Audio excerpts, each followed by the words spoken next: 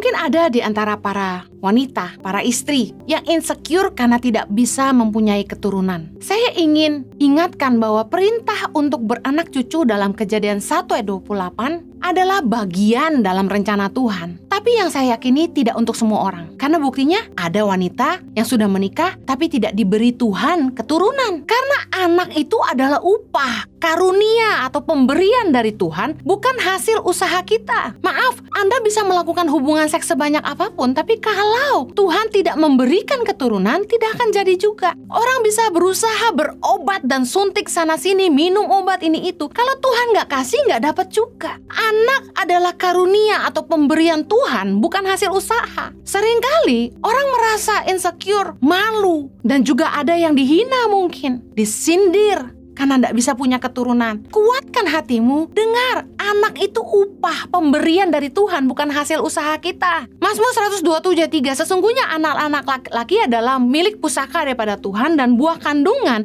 adalah suatu upah. Kalau Tuhan gak kasih ya berarti itu bukan bagian kita. Sesederhana itu. Mungkin Tuhan mau percayakan kita anak-anak yang banyak tidak punya orang tua. Saya mau bukakan bahwa punya anak belum tentu lebih bahagia. Banyak orang kaya yang anak-anaknya setelah besar gak bisa nerusin usaha mereka. Bahkan anak-anaknya gak bisa kerja. Punya anak belum tentu lebih bahagia. Amsal 17 ayat 25 berkata, anak yang bebal menyakiti hati ayahnya dan memedihkan hati ibunya. Udah disekolahin sampai besar, umur udah 20-an, sekolah gak beres, tiap hari di kamar main game, merokok, internetan, gak bikin apa-apa.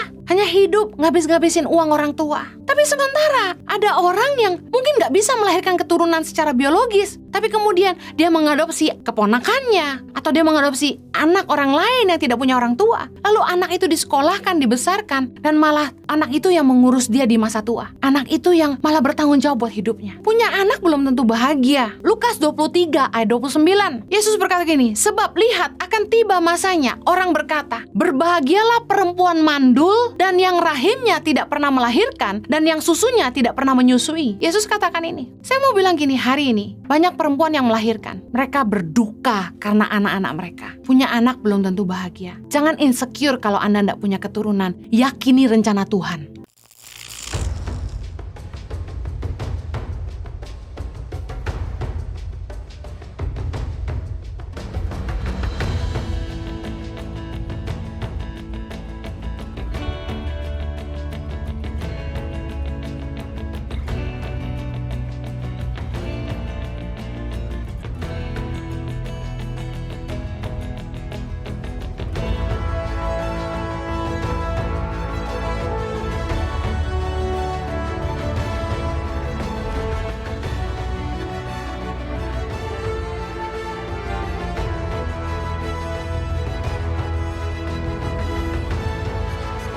Cerita anak pedalaman dalam meraih mimpi dan mengejar cita-cita bersama Tangan Pengharapan.